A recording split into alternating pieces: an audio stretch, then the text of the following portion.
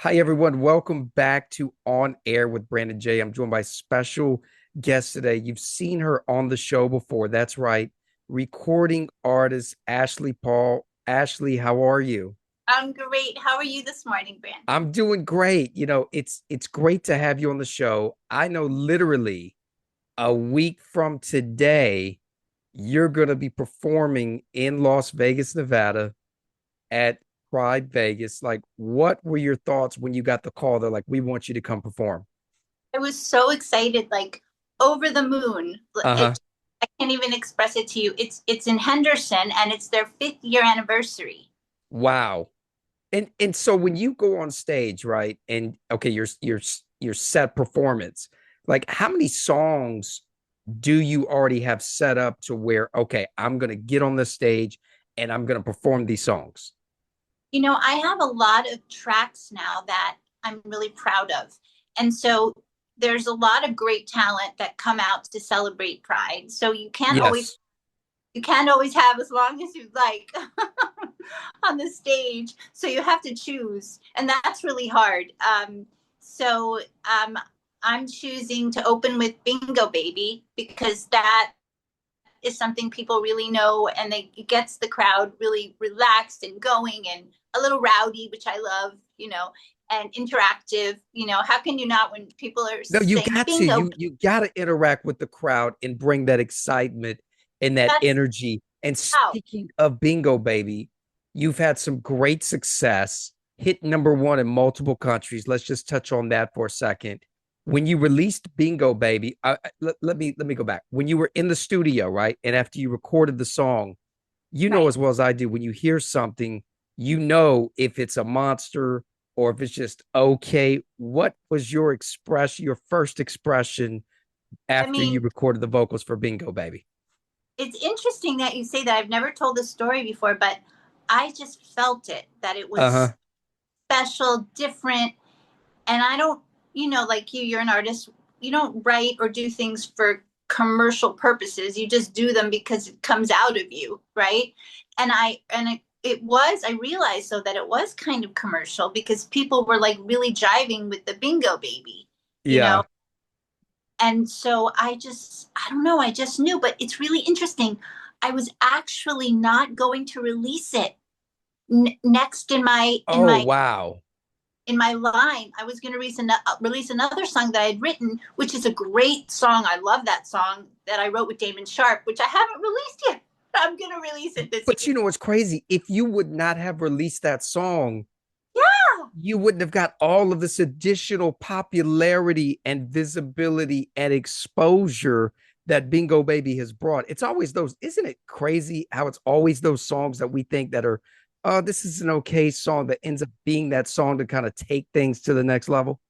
It's just such a crazy story because what happened was I I I really liked it, and I had this really good friend who was also a makeup artist, and she's like, I Yeah. love the song. You could hear it in like a strip club.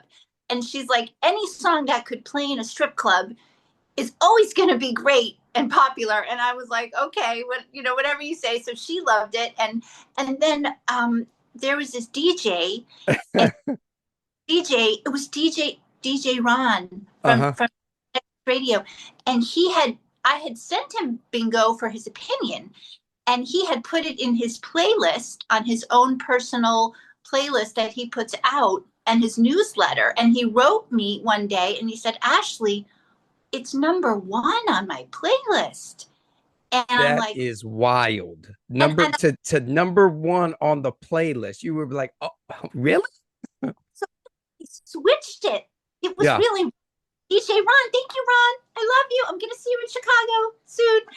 And so I switched it because I just realized that there were so many messages from the universe telling me not to Yes. not to be afraid, not to be afraid to release a song that was totally different and came from, flirtatiousness and a little sexuality and things that like I'm never so overt about in my Right. writing. I'm always very tongue in cheek. You know what I'm saying? And so I took a chance. I was a little nervous, and it was just an incredible response. So yeah, there, that is a lesson in going out of your comfort zone, right? That's it. I mean, at the end of the day, right? When I used to go for you mentioned strip clubs, right? And if you can take a song into the strip club and Mhm. hand it to the DJ and you Mhm. see people's response to it, especially dance, hip hop, Right, just very up tempo rhythmic music, right? You know right. you got something.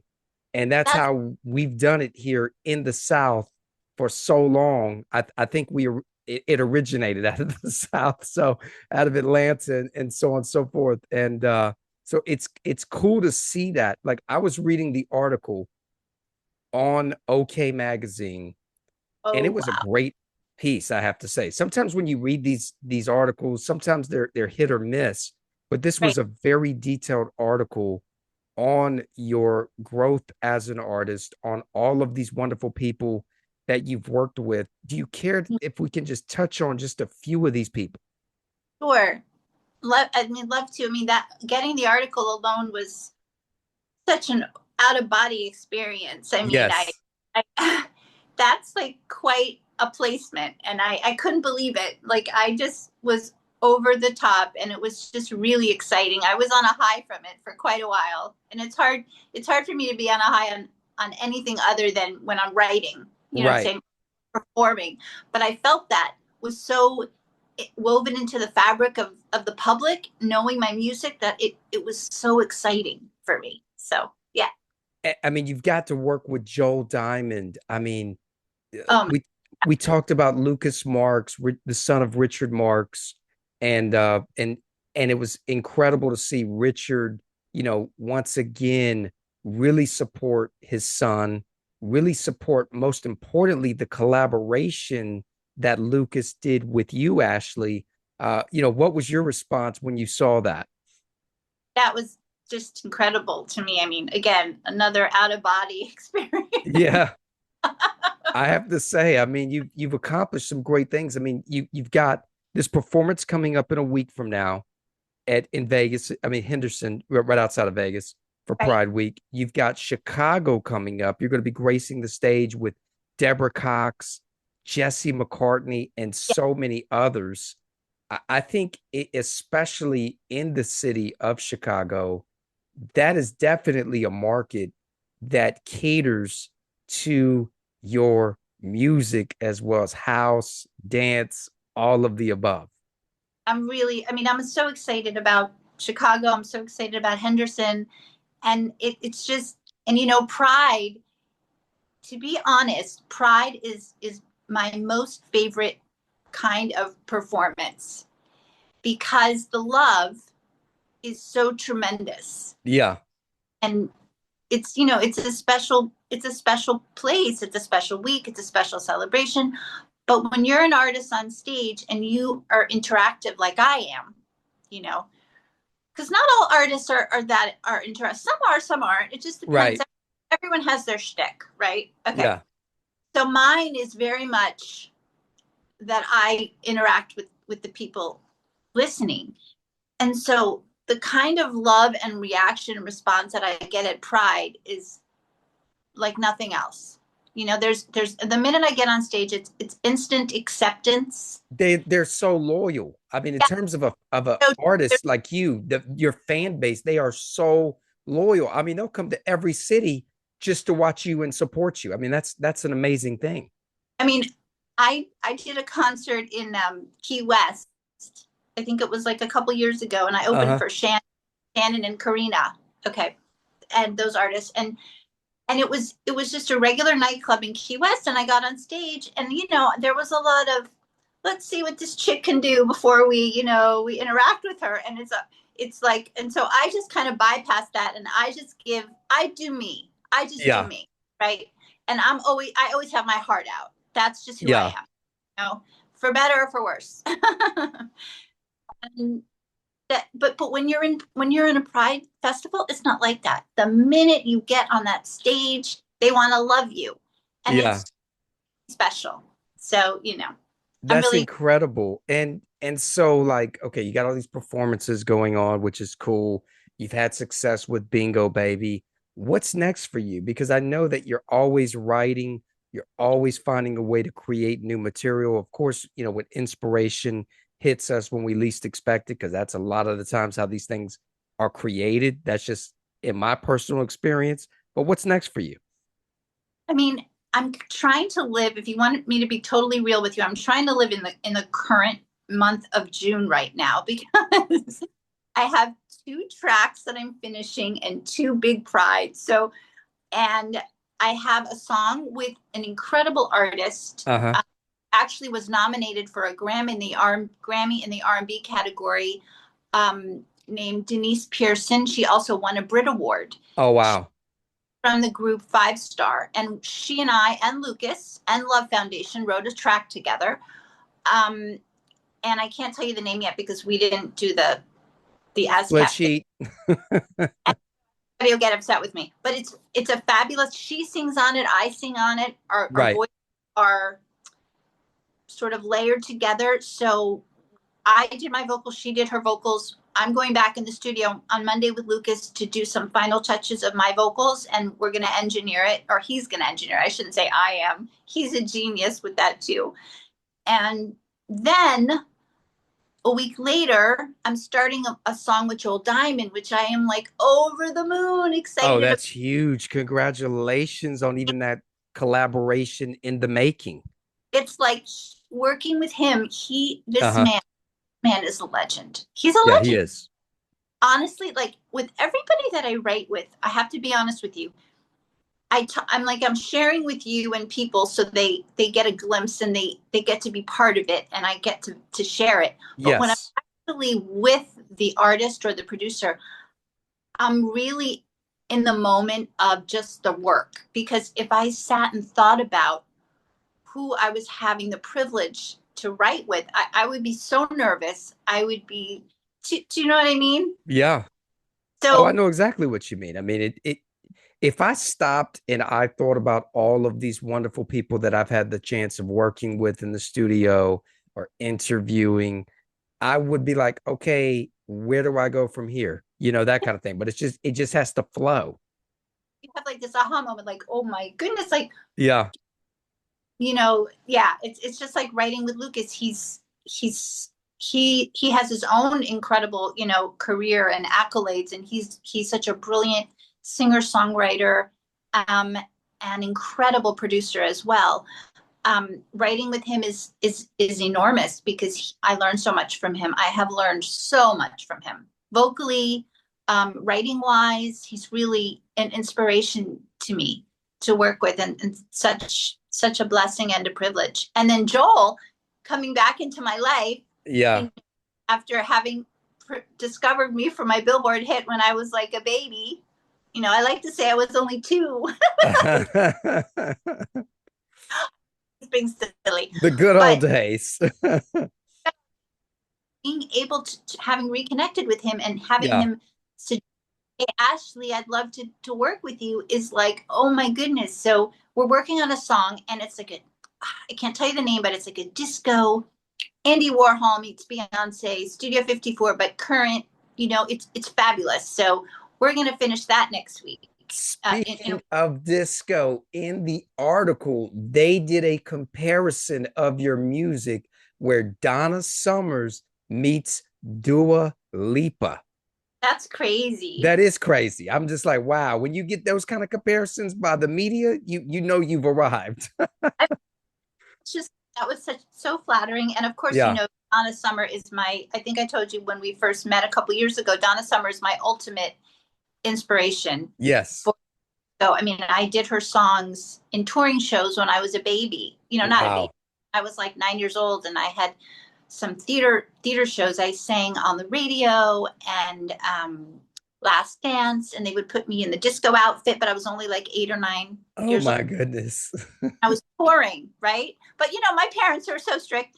They let me do all that, but then the minute I got off stage, it was like, go to your room. Yeah. Yeah. It's time to do your chores. Right? It's not a joke. It's Yeah. Yeah.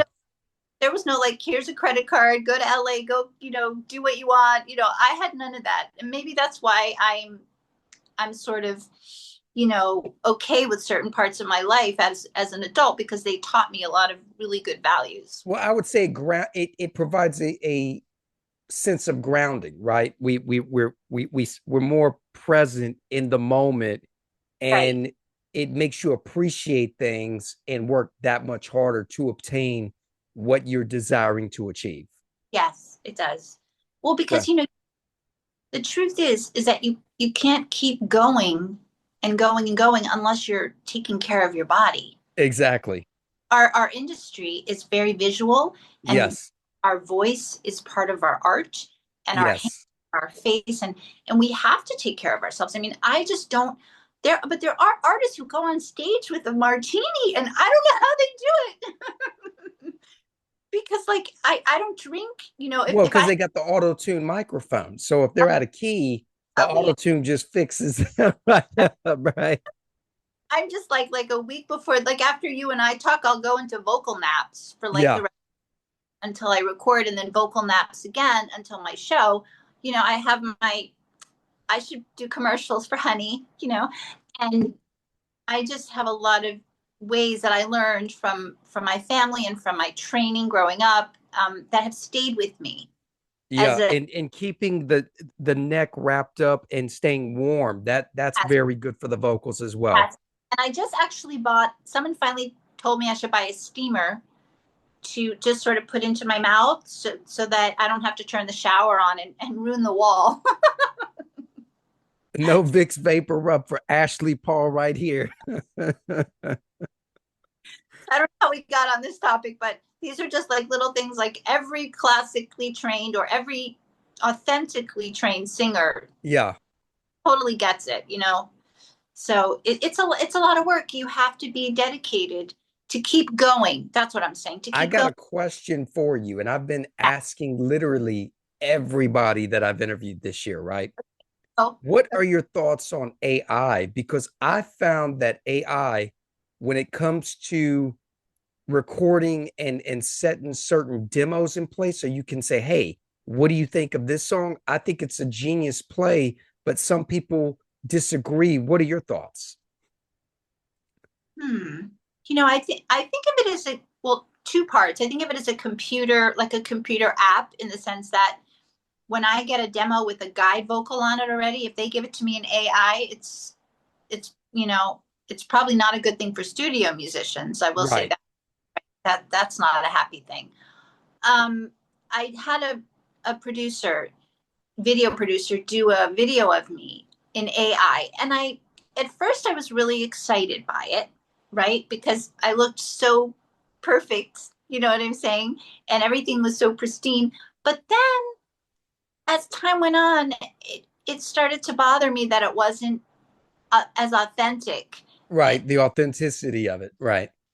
But I don't hate it or anything. I just think that there's a place for it. You just have to find it its place. Do I think it's like the end all be all and taking over and getting rid of people? No, never. That will never happen. That's like saying mankind isn't going to exist. I mean, Right. no. Right. Computer app, it's in the honeymoon phase, and I think it will find a place that will Well, be used. here's my thoughts. Like, for example, let's say that I'm a songwriter. I've written this great song that I want Ashley Paul to sing, for example, and I have you've set a deadline, right? You got to have this turned in by Right. such and such day at such and such time. It creates the ability for me to type in the lyrics that I've written, to type in to upload the melody, just a snippet of it, and it spits out something where it sounds like maybe Ashley Paul would be singing and performing the song, and then I can shop it to you. Of course, I agree wholeheartedly. Like when you get into the studio, you're gonna have to strip the whole thing down, but at least you have a skeleton of what you're trying to accomplish or deliver. That's how I look at it. It's great for demos, but definitely not a final recording. Right. That's how I feel. That's what I mean when I say, like, I think it has a place. It's probably Yeah, a helpful tool, yeah, a helpful technology tool, but I don't think it should be, nor do I think it will be used as a replacement. I Like, agree. Interesting. I had someone say to me recently, there was another producer that had reached out to me. I worked with him on something Uh-huh. and said to me, we were doing like a split sheet, and I we don't even have to get into it, but the what I'm trying to say is the manager said something to me like, well, he doesn't really need you as a singer on this. He can just keep all the royalties for himself and use an AI singer. And I Oh was, my goodness. yeah, and it wasn't, What? I know it's a great story, right? And I was like, Yeah. I go, there's something wrong with that response. I don't think I should really be working with these people. And I just found it so offensive, but I didn't say that. I just was polite and I said, well, you do what you think is right for you. That's what I said. I said, I can't tell you how to be. But I thought this producer wants to write and only use AI singers. Perhaps that works, but that's a very specific genre, Yeah. right? Like that's because people are going to know, the artist isn't going to chart or have a brand or be a human being that's going to talk about what her message was and do concerts, and I don't know, it's like a whole other It's category. crazy. But someone said that to me. This is recent. I Oh was my goodness. It's a shocking thing to hear, right? That is a shocking thing to hear, but I can't be mad at him for trying, right? No, So, what happened, it just was so opposite yeah. from my shtick, let's just say, right? So I just was like, okay, well, you do whatever's, I said, you do whatever. This wasn't like somebody in another country, let's just put it that way. And I never like to name names. And I just said, you do whatever's comfortable for you. So anyway, we don't have to keep talking about it. I just wanted to, it's so great. Well, thank you for your perspective. Thank you for joining us on the show. We're going to play Bingo Baby right after the break here. I want to announce something to all of you. Stay tuned for the episode next week. I'm interviewing the amazing creative producer, writer, Tracy Salton Jones. I had the honor and great opportunity to host two television pilots with her, one titled Acting with the Stars, the other Royalty of the Ring. We're going to break it down. We're releasing the pilots to everybody around the world this summer. So stay tuned. Ashley, for more info on you, where can we follow you on social media? Well, you can head to my Instagram, official Ashley Paul, or my TikTok is at Ash Paul Music, and my website, ashpaulmusic.com. Ashley, thank you so much. You've been on the show two times. I always love when people come back as recurring guests I'm because you always see, where everybody's progressed, what new projects they're working on. I know you guys got some crazy stories you want to share. So thank you so much for being on the show. And I'm looking forward to seeing your performance once again for all of those in Las Vegas, Henderson, surrounding areas. Next weekend, Ashley Paul is performing at Pride in Henderson. Ashley, I hope you have a great performance. I know you got Chicago the following week. You're stepping on that stage with Deborah Cox, Jesse McCartney, so on and so forth. I know we can follow you on social media to find out those details. So thank you, and I'll see you very soon. Thank you. Thank you. Mwah. All Bye. right, guys, we'll be right back after the break.